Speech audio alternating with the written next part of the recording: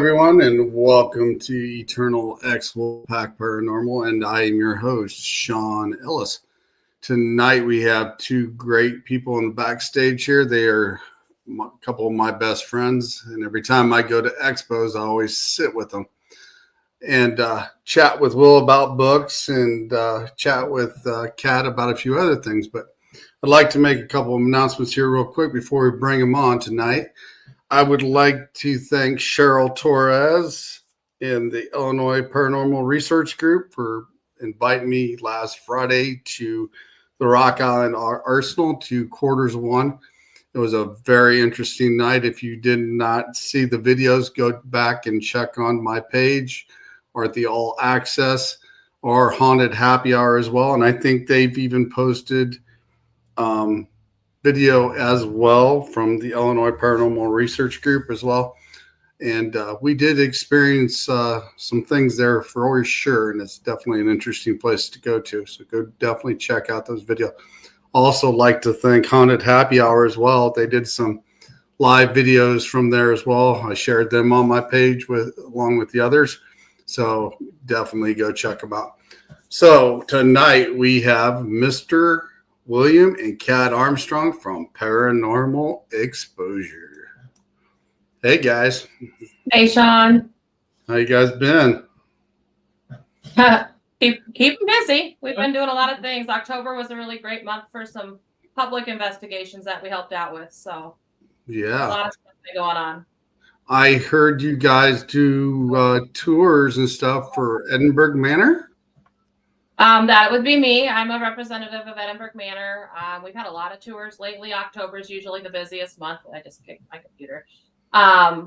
So we're kind of winding down. It's obviously getting a little colder in Iowa today. We actually saw snowflakes, which was not what we were thinking, but hey, it is what it is. Right. But yeah, so I do the tours and check-ins and stuff out there. In addition to the owners that also obviously are there as well. So yeah. Right. That's cool. I definitely haven't been there yet. That's definitely on my list. So I don't know, maybe before the end of the year I can get out that way, or maybe beginning of next year sometime and go check out cool. Edinburgh Manor for sure. Because I just got back from, like I said, quarters one at the Rock Island Arsenal Friday night. And 2 weeks ago I was at Melbourne Manor. So that was both definitely interesting trips for both of those. Yeah, I would like to get into quarters one. I haven't done that yet. It's definitely worth going to for sure. Hello, Annie. Hey, Annie. Hello, Pam. Let's see who else is in here. Gwen was in here for a short time. Cheryl Ann, she's been in here too. Tripwire, thanks for stopping in, guys. But yeah, it's quarters one is definitely interesting for sure. Mm-hmm. Wanted to pop in and say hi real quick. There's Miss Sandy. Sandy Harris. Yeah, I've been trying to get her on this show for a while too. She's been awful busy. She's got some stuff I'd like to talk to her about. She does some interesting stuff as well. So some of the places we've both been to, you've been to Melbourne Manor, right? A bunch of times, quite a bit, yeah. What did you guys experience at Melbourne? Oh, which time? We have had large figures moving in the upstairs hallway off of Hank's room towards the attic. We have had things that have rattled doors. We've had some really deeply emotional experiences with team members at Rebecca's room, where that's been pretty intense. A lot of equipment interactions. We've been there for several events where it's been either special people like Richard Estep is one of our favorites. We usually go to Malvern when he's at Malvern. So we've been there for a few events that they've been at. We've done some mirror scrying there, which was definitely interesting. So many things. It's just a long list. We've had a lot of unexplainables, a lot of things that are able to be repeated. It's pretty fascinating place. Yeah, I definitely had an experience with Shadow Man, as they call him, down at the end of the hallway with door number 2. They said he used to chase the nurses down the hallway. So we had an experience with him, and I was sitting down there at the end of the hallway, and I was filming. And next thing you know, after about 15 minutes, I said, "Hey, if you'd like to come out and talk to me, you can." And he came out, and that REM pod just went nuts. So, but yeah. And Pals from Phantom Pals, she come over and moved the REM pod, and then I don't think he liked her very well. And it stopped going off, and didn't get any more reaction to that. But that will be a show for when we get a chance to go through some of the evidence, and we're going to have a show about Melbourne Manor. So Very cool. But yeah, that's definitely interesting. You had some heavy experiences with one of the girls' rooms with some of your teammates. Can you explain what happened in there? Because I noticed there was a little heaviness in some of those rooms. So, first floor off of that same nurse's hallway, at the back is the room that they say is Rebecca's room. It was probably one of the first times we had the full team there, and one of our team members, Heidi, just absolutely not even knowing the whole story. She's in the room, and the next thing you know, she is just sobbing in tears, and it just hit her so heavy. And she's like, "What is this room? Why do I feel like this?" And started explaining the story that we've been told, that Rebecca was left there by her husband. She may have even been abused while she was at the property. Her depression and stuff was so much that she was actually pulling her own hair out because she was such an upset patient. It's just such a sad story. If those circumstances are really everything that they say they are, it's very, very heavy. I have felt the emotions of that room. I do believe if there's any chance of her still being there, that she's definitely affecting people emotionally. She doesn't seem to like men in her space, but we've actually had permission to have men there, which is interesting. So it just is what it is. I think respect is the biggest thing in that area for being able to be in that space. When she doesn't want to talk, when they don't want you in there, they let you know not to be in there. And it's just sometimes the history and the stories of things are just very sad, and it definitely was that. Yeah, I thought it was sad for the first time I heard it as well. Shadow people, good or bad, I've had experience both ways with that. So same, I agree. Either way, it could be either. Yeah, I'll have an interesting talk on Laura Lee's show coming up on the 17th about shadow people with one of my experiences, and I found out who it was after the fact. But nice. But yeah, I can go either way with shadow people. The picture in her room, there's a drawing, like a sketch that's on the wall that supposedly is of her. And it kind of fascinated me when I was sitting there looking at it, because every which way you would go in that room, that picture seemed like it was looking at you. Did you ever notice that? I haven't really ever focused on the picture because for me, like I don't have any validation that that's an actual sketch of her, other than somebody intuitively made a connection that feels that that's what she looks like. Right. And so for me, I try not to be influenced by other people's experiences until I have an experience that can validate it. So for me, I guess I just really didn't even pay attention to that being there because it's not something that's part of the place. I think what a lot of people focus on in that room is also the mirror, the sink. Because that's where she supposedly would stand in front of the mirror and she would, pluck her hair one at a time.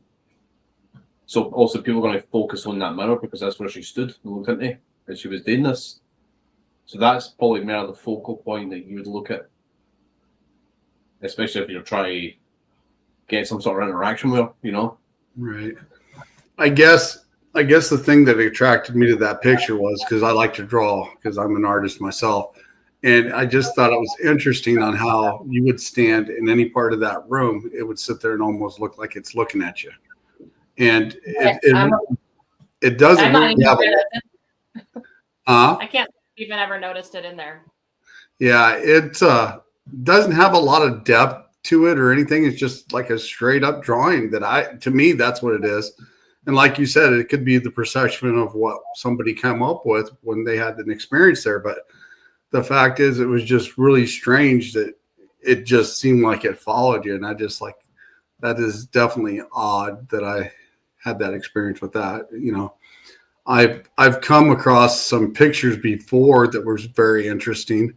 And I don't know if you've ever come across them, but like a painting of a picture, like one would be like of a barn. And if you change the lens color in it, it shows a different picture every time of something different in that picture. So if you change it to red, it show something different happened to that barn. Or if you change it to blue, something else would happen to that barn.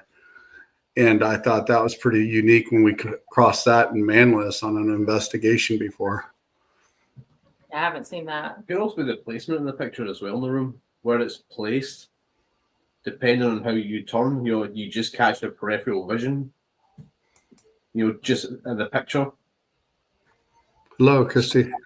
So it kind of gives the idea that no matter which way you turn in that room, where you're facing towards the door, you're facing towards the closet, you're just seeing it, you know. Right. And that could be placement of where it's been placed, you know, to kind of give off the impression that I feel like I'm being watched, you know, that picture's staring at me, but it's just your peripheral vision's just catching it. That's very well true. That is very well true. And that's one thing that me and you always talk about when Kat's busy at expos. We'll sit there, we're talking about debunking things because you are the debunker.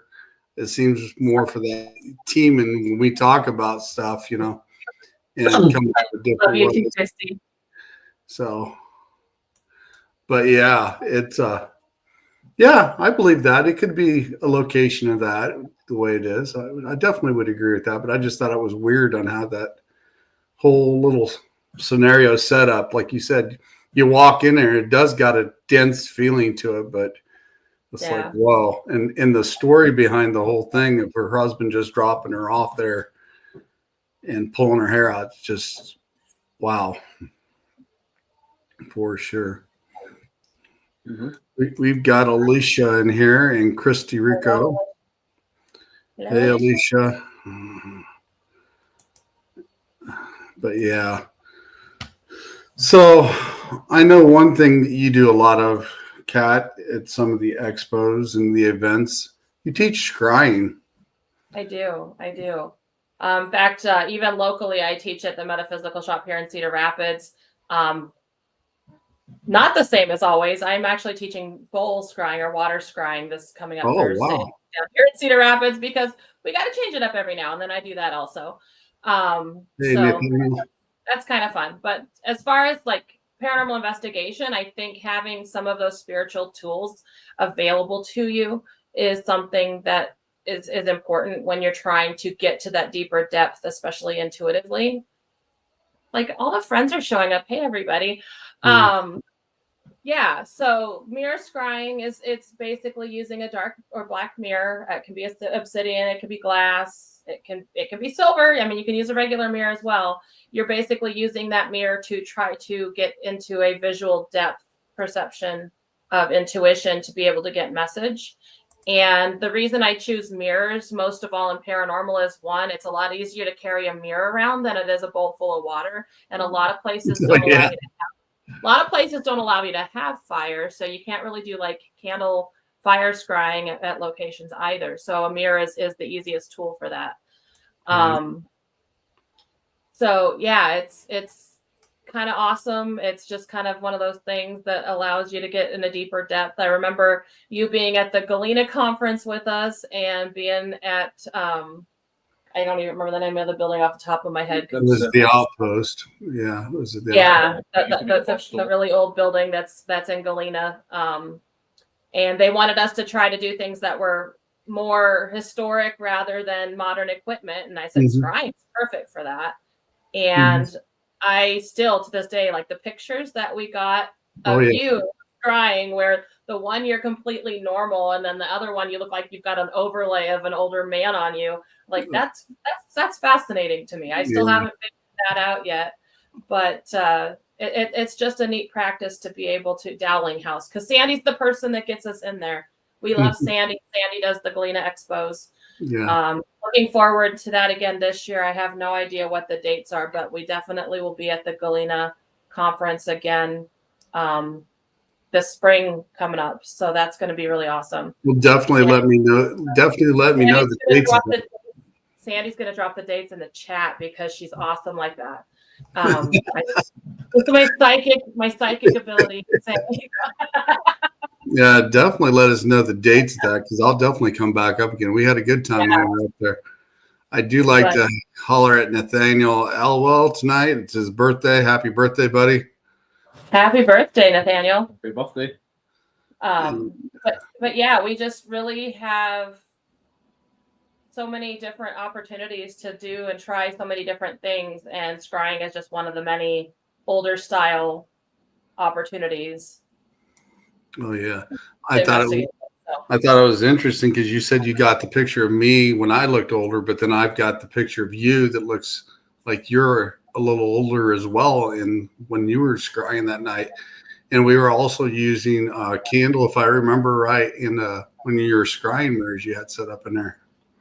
So we were using fake candles, but we were using candlelight to the best of our ability at that point, because obviously we weren't allowed to have real fire. So we had the battery-powered candles for that. Yeah. But it was still just enough to make it be very interesting. There is Sandy. May 1st and 2nd is when the Galena conference will be. And it'll be all new speakers and everything. And then the investigations, of course, which is my favorite part. So that'll be a lot of fun.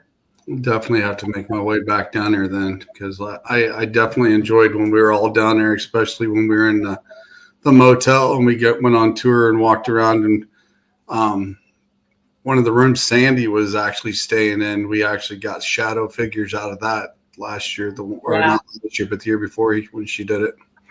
Yeah, the grant room.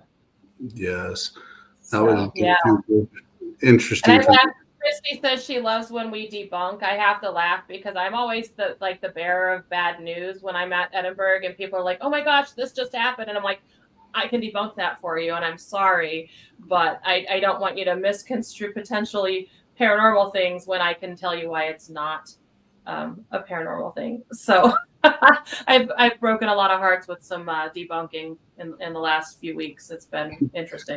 Oh yeah. So. I'll explain something here real quick. But anyway, Pam Spencer asks, is there a better platform to watch us on? Right now, the only ones we're on is YouTube, Facebook, the Eternal X Wolfpack Paranormal. We're also on All Access Network Television's pages as well. Gwen John's page. So there's several pages you can go check out the show that's going on right now as well. But just YouTube and Facebook right now at this point. But as you were talking about debunking, I mean, I've talked to some teams that I don't know. After I got done talking with them, it's just like I don't know what to think, because they don't go through any procedures to protect themselves. They don't do anything that is any different than what we've seen. You know what I mean? I mean, me and you, I know your team has seen a lot of stuff. I know my team has seen a lot of stuff. Yeah. And, it's strange when you go to talk to them. It's like they're lost. Does that make sense? I've seen some of that too. Definitely have seen some of that. I don't know if they just don't have the people to teach them better at the time or what, but it's just amazing that they go in and they say it's this and that, and you and I both know about demons and stuff like that, and they can be very rare, but on occasion you can come across one. But some of these people just say demon, demon, demon, demon, and you know damn well it's not. Well, that's for content though. I think a lot of that is for content. I think there's this expectation. I love that you went back to Jim. We're talking about demons. Hello, Jim. He'll understand that joke. But it's just interesting because so much of what we do, we assume that we know what we're doing. And a lot of times I think we're the dumb ones. So we get into these investigations and I like to really dumb it down when I talk to people that are new in the field because, we're sitting there in a hallway putting out these little devices that are trinkets and gadgets and electronics and whatnot. And then we're like, hey, can you let us know that you're here? Light this up. And I'm sure they're just sitting there like, these people again. Oh my God, they're so stupid. And, we really are. When you think about how we go into these places trying to get an interaction, we look like idiots. If I walked into your house right now, Sean, and started putting little balls down on the floor and a little piece of black pipe with a little antenna out the top, and I'm like, hey, Sean, can you come touch me so I know you're home? Come touch these things and light them up and let me know you're here. That sounds really stupid. Yeah. And that is pretty much what we do going into these places, asking for these interactions without going into a depth of an understanding. And then when the lights light up, there's those that are like, hey, how did that happen? And then there's the people that are like, it happened. I'm running away. It's scary. And I'm there's a lot of variance between how people handle the situations. Yeah. I think that was one of the cool things that, I experienced when I know you guys were on the podcast that I had with my old team. That's where I met you originally. And then I got to meet you live when we were in Galena. And at the conference that year with Jamie Lynn Keller when I won't come up with her. Yeah. But me and you were sitting there at the dinner table talking and how it was interesting on how me and your energy is exactly alike in some ways, as in the fact that we knew the things that we needed to do when it needed to be done. Yeah. It's always fun when you work with somebody that has like energy. I don't come across that a whole lot with myself. I find myself to be weird because I am weird and that just is what it is. And that's okay. I'm one of those, and I know that I'm intuitive, but I also am a very skeptical intuitive. So I'm kind of like I'm really hard on other people because I want to test whether they're really, really what they say they are.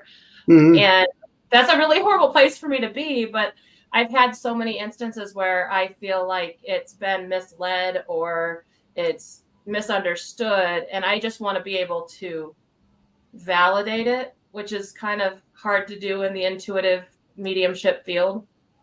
I don't know. It's just where I sit. I'm on that little fence of, even with the stuff I get, I keep some of it quiet. I'm like, I don't know how to make that be real for the rest of everybody I'm with right now. Or explain how to do it. Yeah. Yes, that's just mine. I'll sit with that and I'll think about that myself. Right. Because I give a lot of words. I'm sure you're like me when you're sitting there talking with certain people.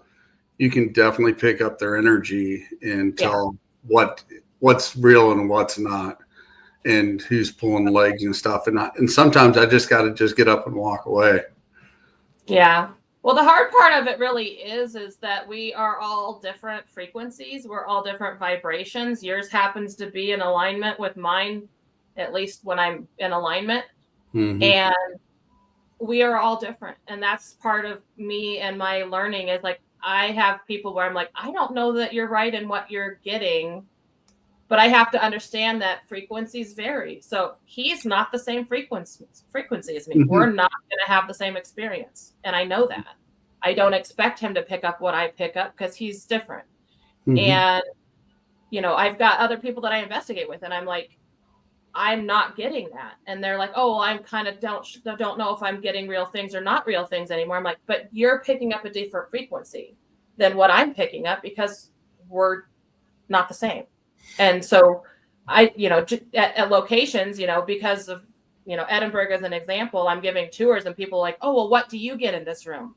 And if I say, oh, well, this room gets a guy named Harry, And that's all I've ever picked up in here. And I direct a team that this is all I get in this room. And I totally made that name up. I just Right. get to be saying it.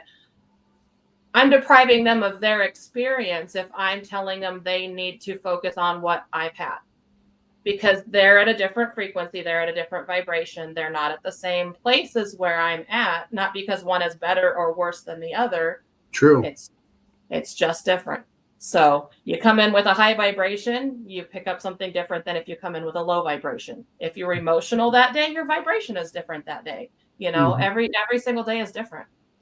I definitely agree with that. It's just like when I ran into one of the team members there Friday night, and I was explaining to him about energy and the different guides and how they teach you, because we both have guides that we go to, and they teach us all differently. Like you said, and that frequency could be different.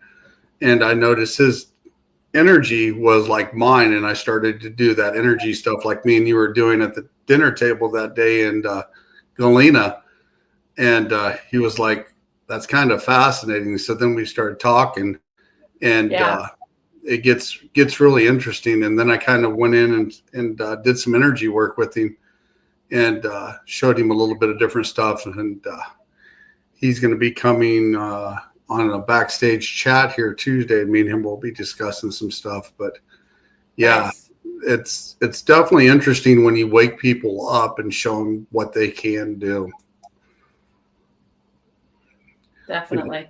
Christy in here, energy, vibration, and frequency. Definitely so. Hello, Ravenwolf. Alicia's in the house still, and Christy. Hey, Raven. But yeah, I mean, everyone's taught different things. Everybody experiences different, and I think you and I both know, what works for you may not work for me sometimes, and I may do it in a little different version to get the same answer. But it's definitely interesting when you encounter people that just start to realize they're opening up. Kim's just trying to get us to get all riled up. That's what she's doing. Yeah, well, my opinion in orbs, I don't really chase orbs a lot. I've only seen a few good ones in my time so far, but I rack them up there and almost probably 90% dust. Yeah, dust, bugs, things like that. We've only captured one that I can say makes me go, I don't know what else to call it but an orb. Other than that, no, we don't really do a whole lot of orb following as well. It just is what it is. Now, I had a young man that was at the manor today, and he was showing me pictures off of his camera from the last time he was there. And I try really hard to be nice, but I'm like, I can tell you why this is a bug, but I did photography. Right. And so what you have there is this bug is further away from your camera, which is why it has the blur of transparency, because when the IR light hits it, and he was kind of like, oh, I guess I never thought about it that way. And so now he went back through his pictures and he's got a whole new perspective, but luckily he was at the manor and he got to try again. But he had one picture. I'm not going to say it's an orb. I said, change the wording on that. That's a light anomaly. I don't know how to explain that. He had a floating bar of light in a video that definitely was its own light source. It definitely was doing its own thing, and it definitely was traveling in its own energy. It didn't react the way dust does. It didn't react the way a bug would. I said, I can't tell you one way or another. I was not here or present for that, but I would say light anomaly. I don't know what that is. So yeah, it's interesting. Yeah, the one that I actually did encounter when I did see one was at the 1918 house in Chillicothe, where they have the concerts and stuff at. We were one of the first teams at the time to spend the night there, but that orb came straight at me. It took a right, stopped in a location, turned around, it came back, and then it went back the same direction where it came from. Yeah, and that's interesting. that's one of the few that I've actually seen that was really weird, because the rest of the particles were dust and you can kind of see them floating wherever, etc. But this one actually made a specific path going to a certain part, and then it turned around and went back the same path and went back in. But normally I don't chase orbs. I've seen some. Yeah, the one that we had was Farrar School, and it went across the back room. It was its own light source. It was kind of, you could see it kind of pulsating a little bit as it went. It was moving slow across the back of the room, across like the top line of a chalkboard. It instantly changed directions, got brighter, and flew straight at somebody while still doing its own light. And it went into the person that was on camera.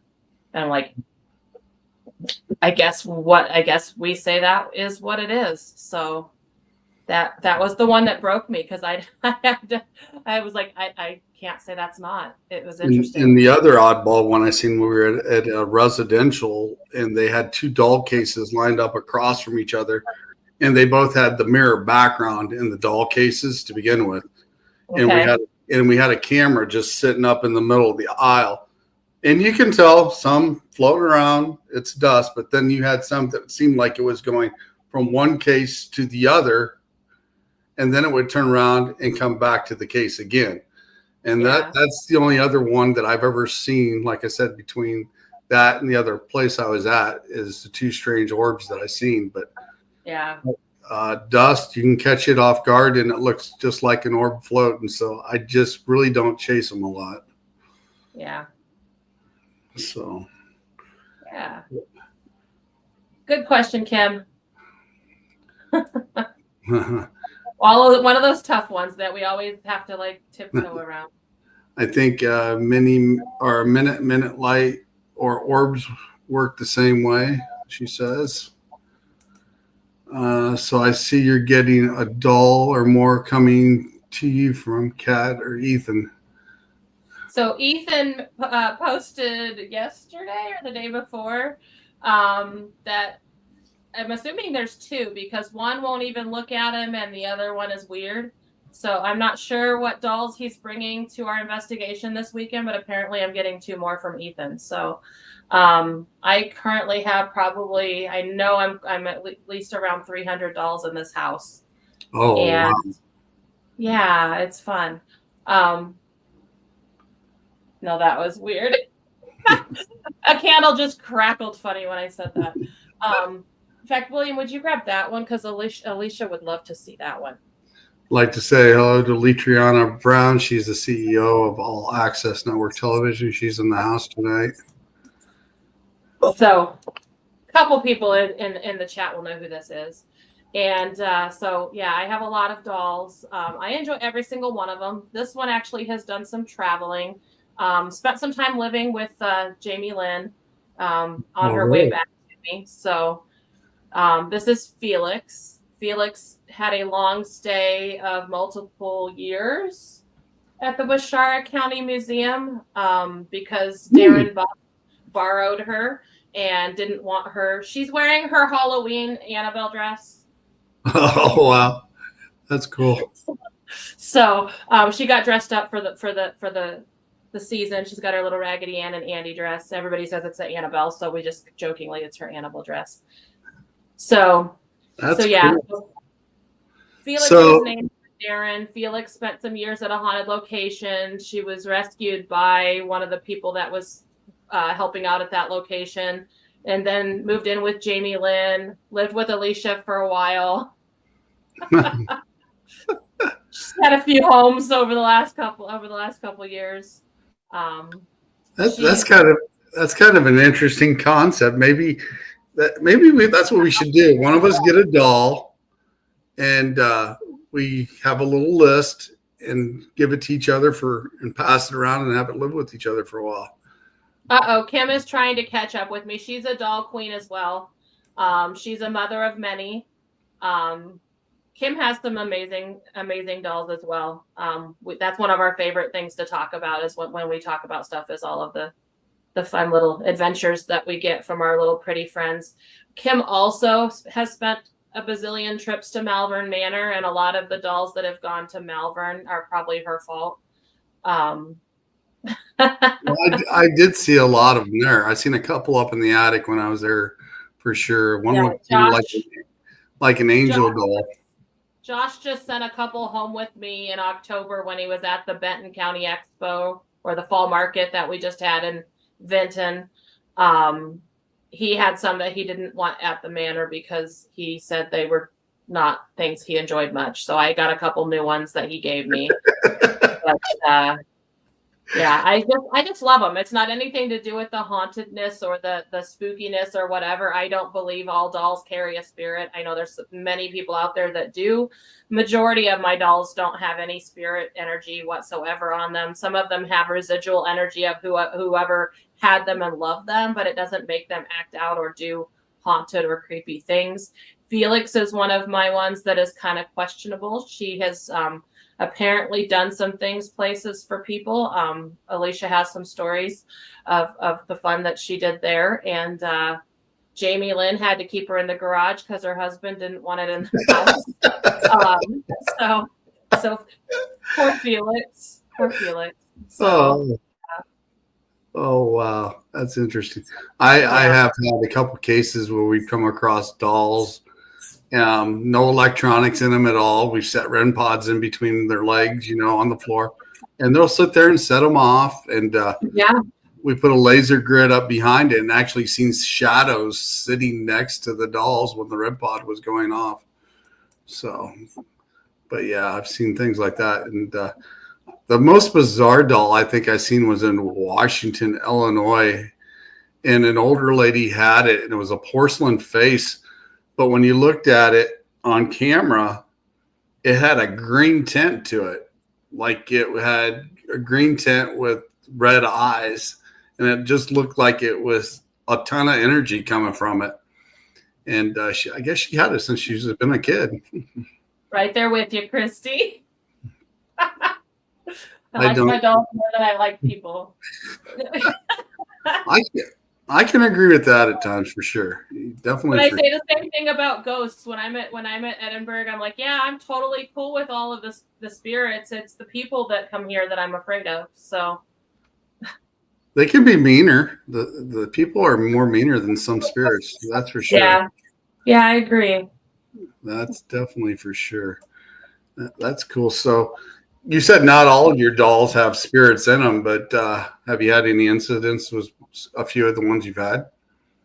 Absolutely. In fact, one of the other classes that I teach often is a haunted objects class, because I have enough objects of random things that just have energies about them that are here at my house that I like to share that with others.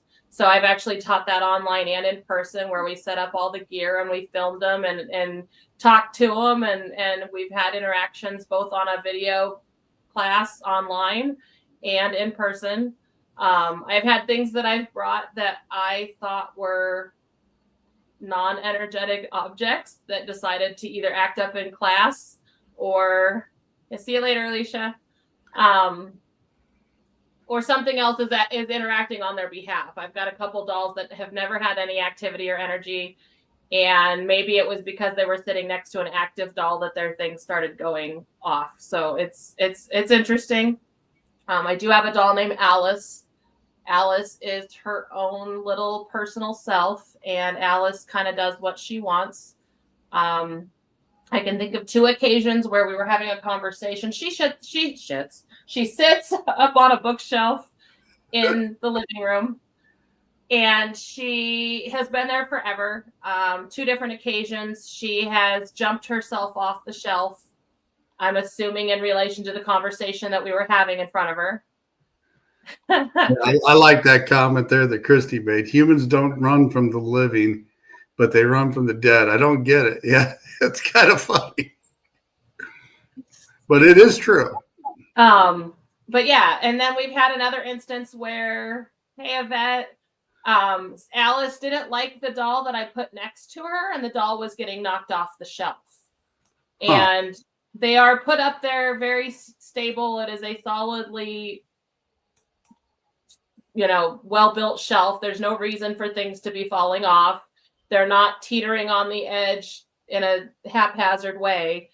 So it actually takes something to make them move. Alice has lit up cat balls. Alice has done flashlights. Alice has communicated through spirit box. Alice let us know her name before we realized she was actually marked under her clothing with a little tag safety pin to her dress that says Alice on it. So it's kind of interesting. Now, if Sandy is still in chat, I don't know if she is. Sandy and Jim, they've been here at my house, and we've kind of played around with some of the energies of some of my dolls. I have a doll that we started calling her Red because she has red hair. That's the doll Alice pushes off the shelf.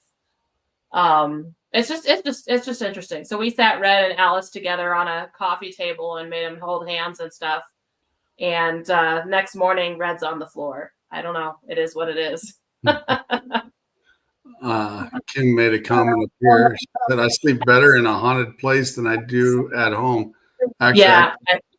I got about 6 spirits in my home, and even my oldest daughter has seen things fly off the wall and freaked her out. So, but yeah.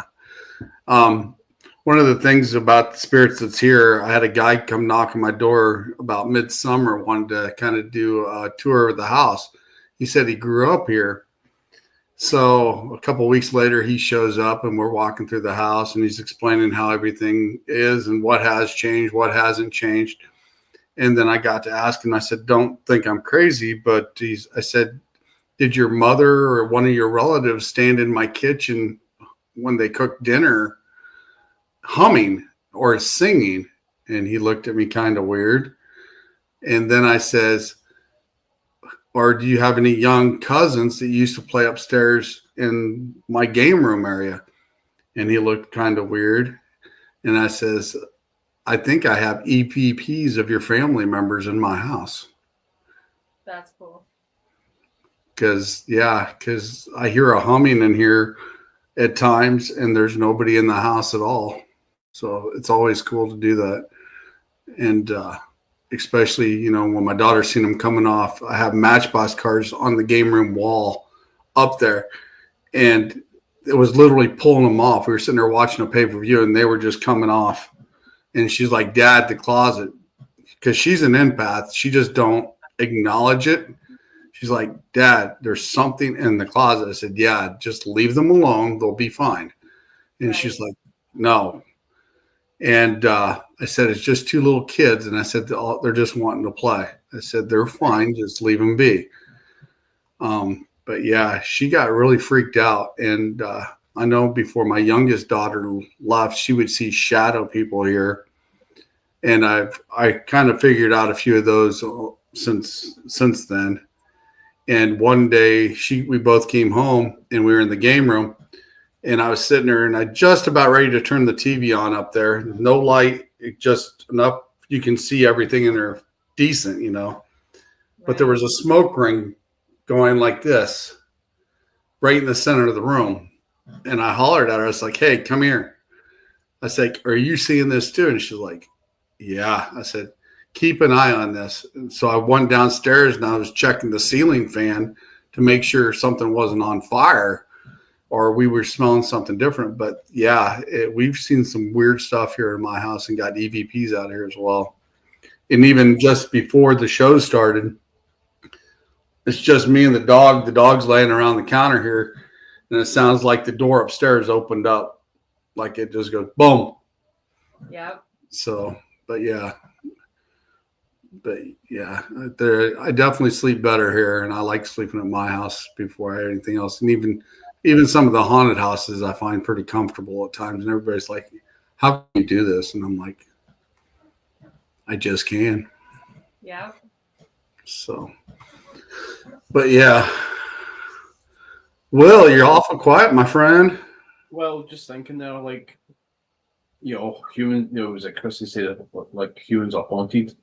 There is an aspect of that because, we all the voices in the attics, in the basement, where the creaking floorboards, and to me, hauntings are recordings So where people have lived before, they leave a little bit of themselves behind for you to experience. So it's not surprising that when you walk this guy through and you're talking, like he's sort of walking you down memory lane, like it was like for him growing up. And you're talking about, I hear the humming, there's somebody in the kitchen, or I hear the playing at kids upstairs. It's just that recording playing it again. It's like, it's captured in, I don't know how the environment captures it, but it just captures certain things and then just replays it back. And how it does it, I don't know. Yeah. Right. But you're just because normally you would relate that to something that's tragic, with all the energy that was there. That's a mistake that people make. People think that you have like for a haunting to occur, it has to be something tragic. It has to be either suicide or murder. No, that's not how it works. No, that can happen. But if you have a family that live in a house for 20, 30, 40 years and they're all happy, a happy family, right. Nothing bad happens, they're leaving a little bit themselves behind. So I've been in this house since 2014, right? Mm-hmm. I've heard Kat's voice twice here when she's not been here, when she's been at Edinburgh. So have the kids. And the second time, it was me and my daughter hearing her. Now I'm like, how am I hearing Kat and she's not here? I'm like, how am I hearing? And when I thought about it, I'm like, well, it's a recording. Mm-hmm. That's all. It's just playing it back. The first time I heard it was just Kat saying, "Hey, William." And when I stopped and thought about it, I was like, I was like, nah. I was like, I knew I heard what I heard, but I'm like, it's kind of odd because she's not here. But whatever. And the second time, it was I heard Kat outside, and it sounded like she was talking on her phone to somebody. And my daughter said, "Mum's home." So of course I was like, okay, let me go check. So I'll walk it there towards the front door, and there's nothing there. There was nothing there, but I heard Kat outside talking. My young daughter, heard her. And what should have triggered it after me was I never heard Kat's van pull up. You'd hear the van pull up, the shutting of the driver's door. I've never heard any of that, so it never triggered in my brain till later. And that's what hauntings are, like the recordings. Mm-hmm. I mean, I've heard of people, Chrissy, say like mimics, things like that, and I don't know if apparitions can apparitions mimic your voices? I've actually been on a couple of cases that voices have came up that sound like somebody that was there that I knew. Well, and it is strange how they hear that, and like I said, I think it's a mimic. But I've been in several residentials doing investigations, and I don't know if they're the worst at times or the fact that sometimes I think the families manifest a lot of the extra energy there at times because they don't know what's going on there.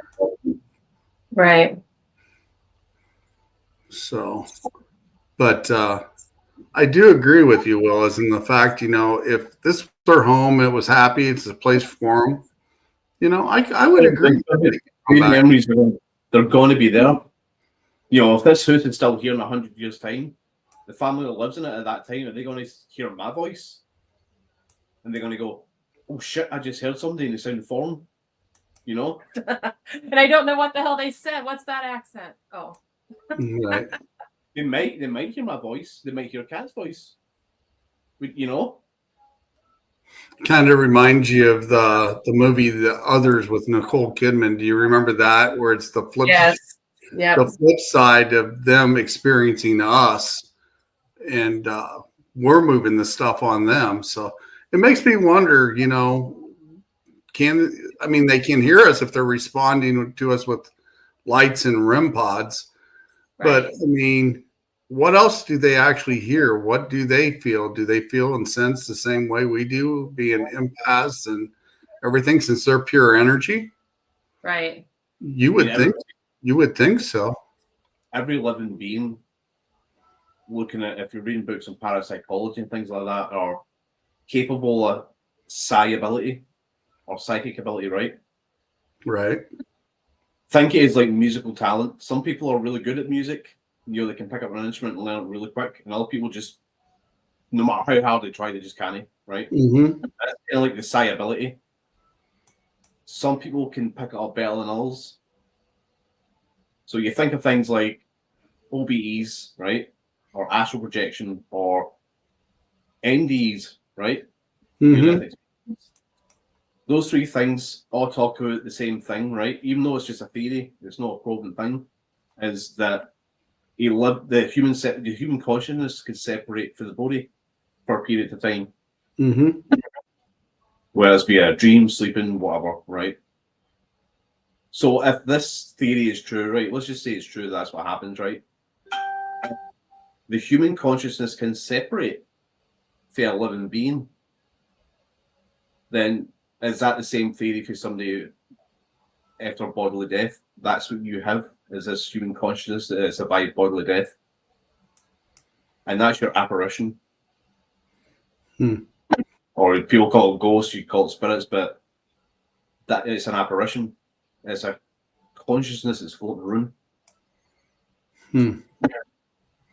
See, I know me and you have talked quite a bit. I don't know if I've ever told you this story, but it kind of relates to something similar we're talking about right here. But after my girlfriend passed away about 3 years ago, I came to where I'm sitting right now, because I'm sitting in the island in the kitchen in my kitchen here. And I came home one night and the room was totally dark. I forgot to turn the lights on, and everything. And I didn't even have a dog at the time. I just about ready to turn the light on that's over here on this wall. And there's a door. I know you guys can't see it, but there's a door right here that goes into my dining room. And I was talking to my mom on the phone when I was getting ready to come in, and I was walking to the kitchen, just about ready to flip that switch. And I seen my girlfriend in a full apparition. It's one of the first ones I ever seen in my life. She was standing in my dining room. Instead of her hair being blondish red tint, she had silver gray. And I said, "You have more power than you can imagine." And she nods her head. And I said, "You come back to check on me." She nods her head. I said, "You're going to check on all your friends." She nods her head. And then I said, "You'll be around to watch over me." She nods her head. And she took off and she walked straight to my living room right out the front door. And it dropped me to my knees. I mean, I was crying. I mean, you know me, I'm kind of a tough guy when it comes to stuff like that. But seeing her stand there for the first time since the funeral, it just blew my mind. I mean, yeah. And, about 8 months later, I was dating somebody for a little bit, and she was over here at the house, and I was sitting on the front porch. I don't know why we're getting backlash, but sitting on the front porch, and all of a sudden I heard a thud in my dining room, and I come in here and she goes, she just dropped me. She said she grabbed a hold of my throat and dropped me right here in my dining room. And she says, if you're wasting Sean's time, then leave. She ended up leaving. But yeah. So, I mean, I've had some strange experiences when it comes to that, and especially the deal with coming to that night as well. Yeah. So, but you said your girlfriend had, what was it, brown red hair? She had reddish blonde hair. She had blonde hair when she put kind of red tint in it. And when I seen her standing there that night after she passed, a few days after she passed, she had silver gray. So it's interesting how seeing an apparition, right? Mm-hmm. Or see how you're seeing a non-corporeal being in front of you, right? Mm-hmm. What I've always read is that apparition, again, this is just what I'm reading. No, everybody agrees. Everybody receives it differently or takes it differently, right? Right. But for an apparition to try and interact with you, right, because it's no physical anymore, it has to do something else, right? Mm. And our brains are really good things. Our brains are good at receiving things, perceiving things like that, right? Mm-hmm. So in order for her to communicate with you, right, what she was trying to do, it must be she's using some sort of psychokinesis, I want to say, or telepathy or something. She fires this image to your brain, right? Mm-hmm. But it's also interesting that she changed the color of her hair. Right. And if you think about people who encounter apparitions, some people say, well, I saw this apparition and they look like they were in their 30s. Another person might see the same apparition, but that apparition looked like they were in their 70s. Mm-hmm. So an apparition can change its appearance based on the situation at that time. So it seems like she changed the color of her hair. Now, does that have a symbol? Is that a symbol or a meaning? I don't know. Mm-hmm. I think But to me that means she realized that she did have the power after the fact. You know, a couple days later, somebody brought my dog to me and said, you know, this could help you out, you know, because from being alone and not her being around and stuff. And I remember her always saying, you know, if it wasn't for her dog after everything that's happened to her, you know, she probably wouldn't be the person she was. You know, the dog kept her out of trouble. You know, it was like her best friend when she didn't have any around. And about 4 days after Guardian showed up, 3 o'clock in the morning, started growling for no reason whatsoever. I mean, just growling. She never met Guardian. I mean, she's already been passed and already gone.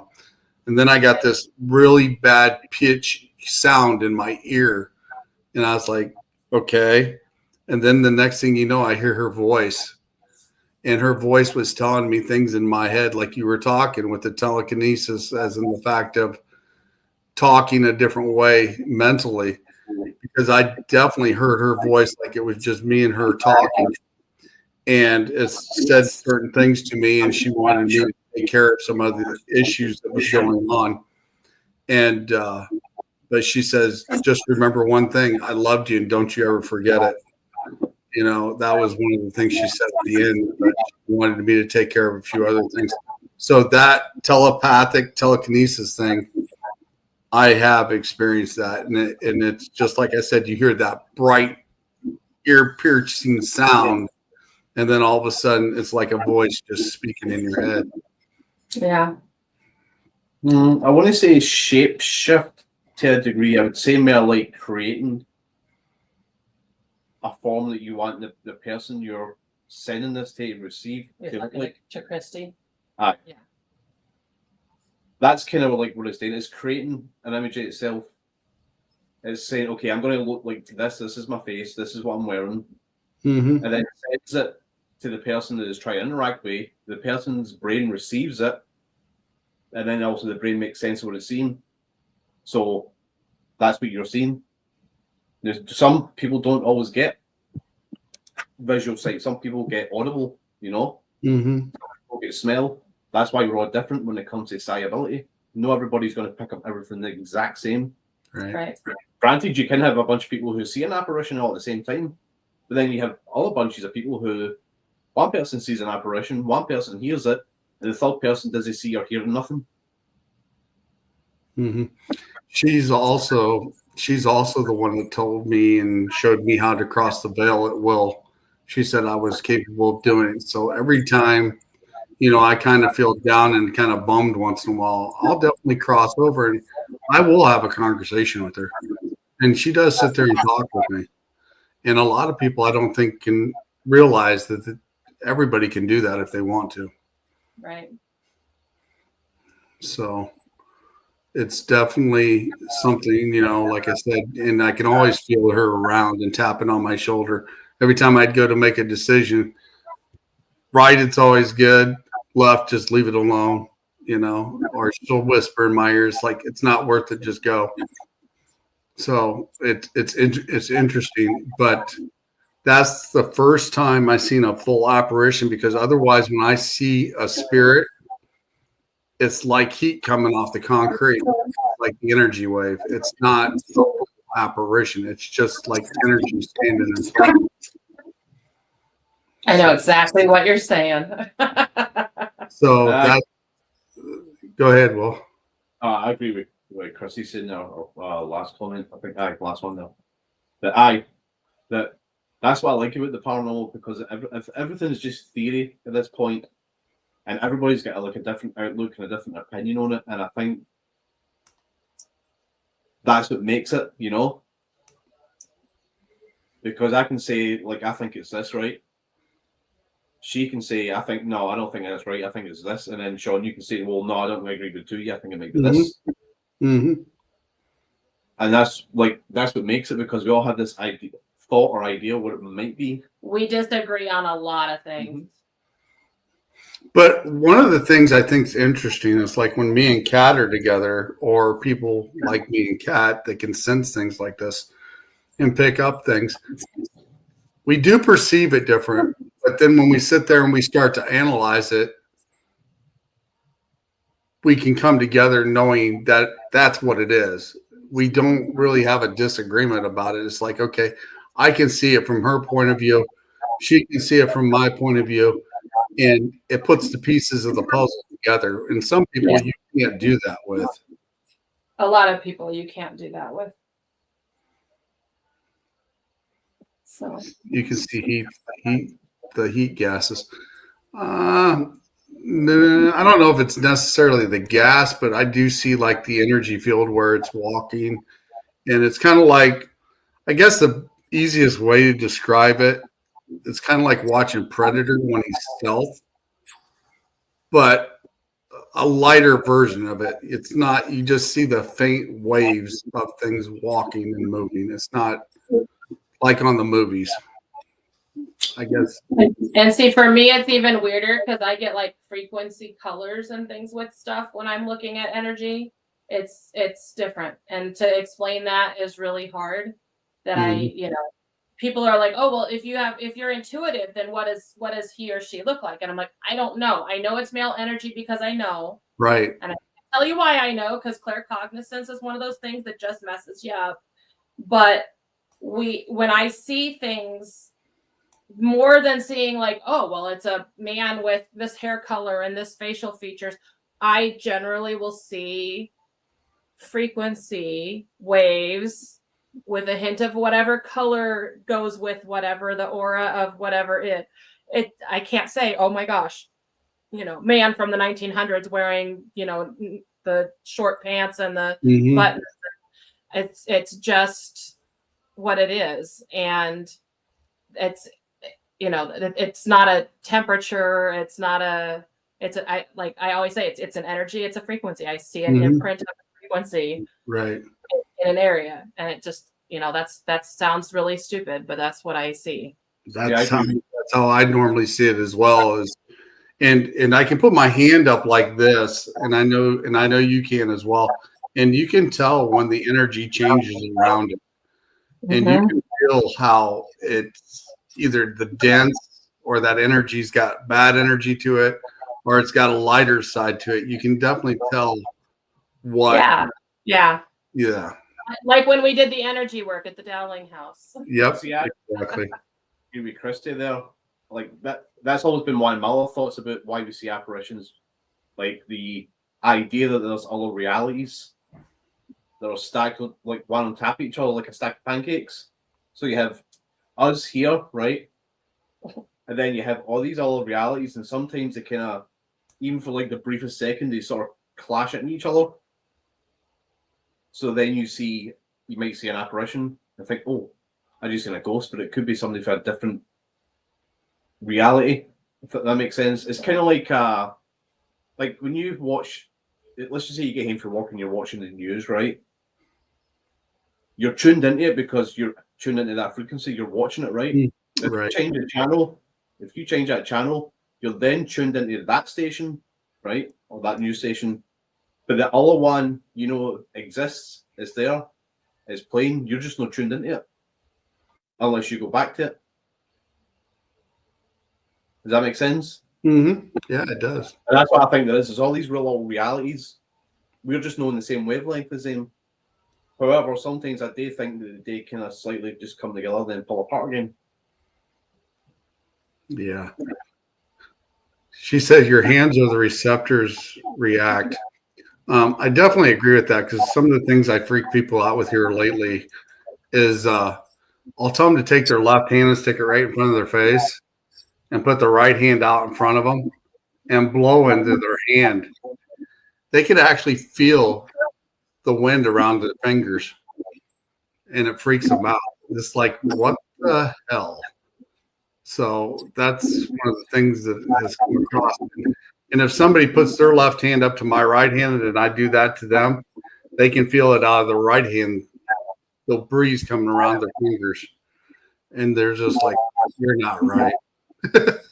And I just never have been, John. You never have been. It's like they look at it, it's like, what are you? And I was like, I'm just me. Yeah. But you walk into someone's home that alternate reality. Yeah, I can say that on a few aspects because of what they've manifested there, and we picking up on what they've done. I can understand that part of it. But yeah, so I know, like you said, you did teach a little bit of, or you teach scrying, and now you're doing water scrying. I mean, Yeah.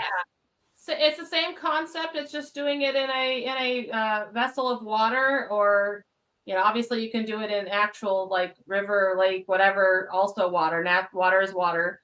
But it's just another method of being able to use a different medium for the same outcome. Mm-hmm. So yeah, that's a class that I'll be teaching this Thursday at Real Life Metaphysical Shop in Cedar Rapids at 6 p.m. on Thursday the 13th. I think that's the 13th. It is, because Friday's the 14th. Time is flying so fast. But yeah, it's basically the same thing. I like the water also because you can use other things in the water to just kind of enhance the energy. So I like to put crystals in my water, and I like to put oils in my water and herbs and things. And I usually use a black bowl. You can use very shiny bowls. That's actually what the more ancient times would use. Right. It's just kind of one of those things to be able to have, again, another means of connection. So and water and energy work go hand in hand because it's a conductor. Yep. So yeah, absolutely. That's interesting because that takes me back to one of the things when I went through the Akashic Records, seeing the scrying. And that's where I picked it up. And then Pam started showing me how to do a little bit of scrying. And then, I learned from you as well. And it's definitely interesting as well, Risky to play with water. I don't think it's risky to play with water, but see, I'm not normal. I've got the markings of all the elements, so things like that, it doesn't bother me that much. Yes, I have copper bowls as well. I like the black bowls because I like the depth of the darkness. That's just where I live, is in the dark, deep places, I guess. But definitely copper, silver, metals. I mean, all of those things work as well. I don't know why. I'm a child of fire, so it's basically all of the other things. I like candle scrying just as much. I love reading wax. I love reading flames. I love reading smoke. Flames is a good one too. So, I like a lot of different mediums. I like being able to share those things with people in ways that make it not frightening, how to protect themselves, how to set themselves up for success. And then in a class, if I can tell you're not quite catching on, I will give you instant advice of like, hey, do this instead. Try this way. It's not going to always be the same for every person. And that's why I like a hands-on in-person class, because it allows people to, figure out what works for them. And I think that's really important. Yeah. Like I said, everybody's a little different, but like I said, you were one of the few that I've come across that mean your energy is right on line with things. And we do like a lot of the same stuff as well. And I always found that is interesting. And then ever since then, we've all been friends since, when we were up there in Galena. And I definitely like to team up with you guys in the future and do an investigation and do some stuff that maybe other people really don't like to do.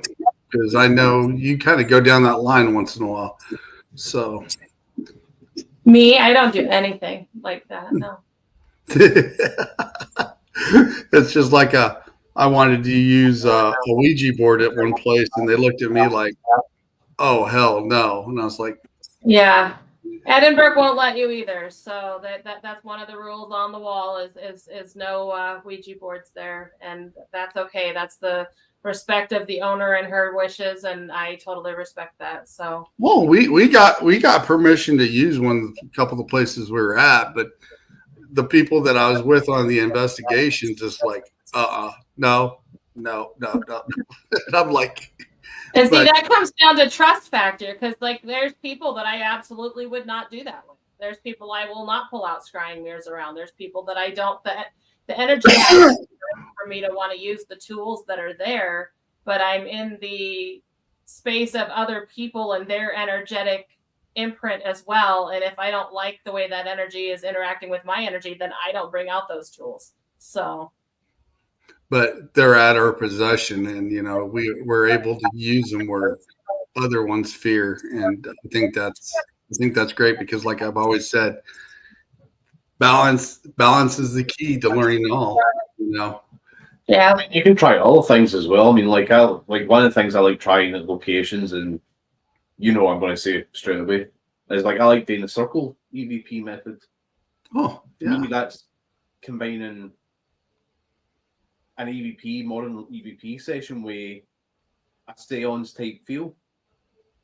And also a seance is something that everybody knows and understands. Now, also a lot of people Not understand. Some locations don't like doing seances at all, but it's no like doing a full seance. It's just partly. Mm-hmm.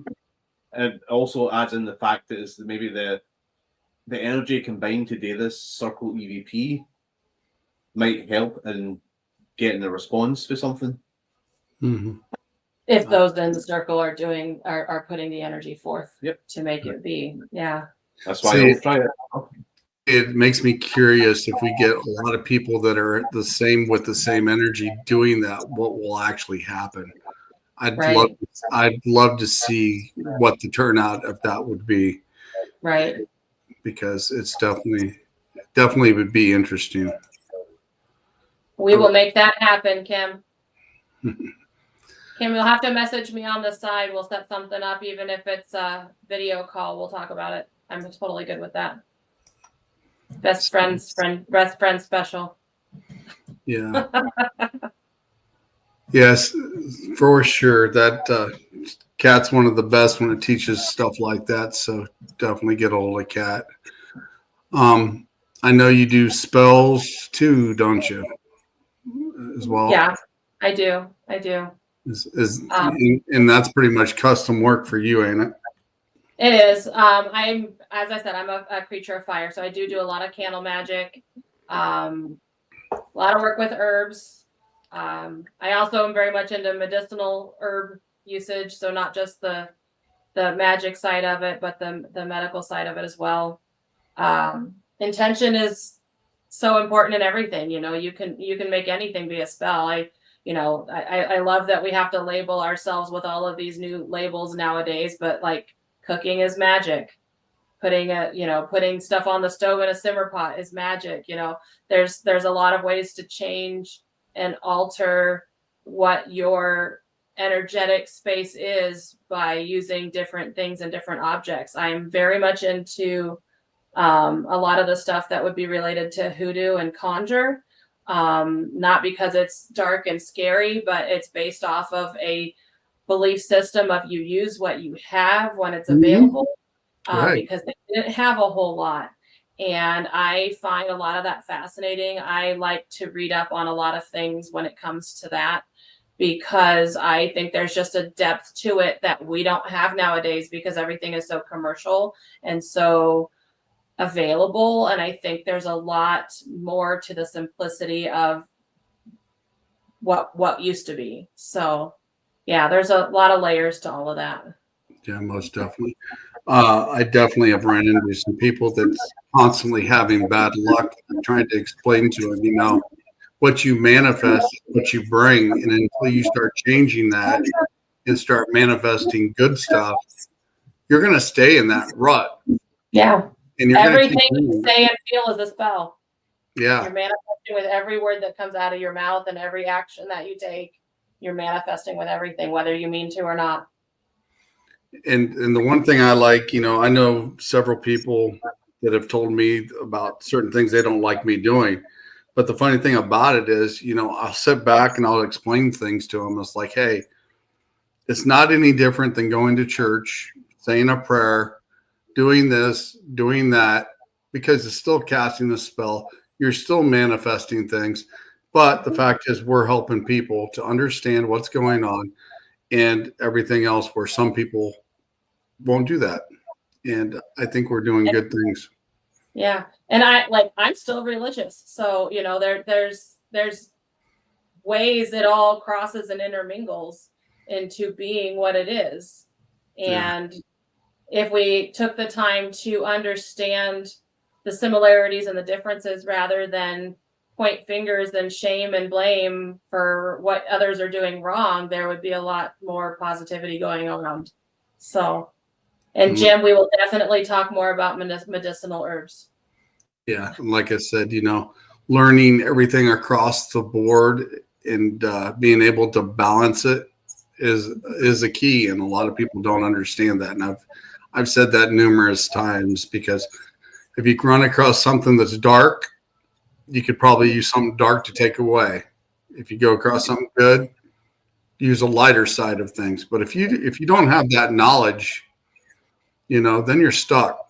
And then when you quit learning, that's another issue in itself, because you're constantly learning. And as long as you're constantly learning, you're going to progress.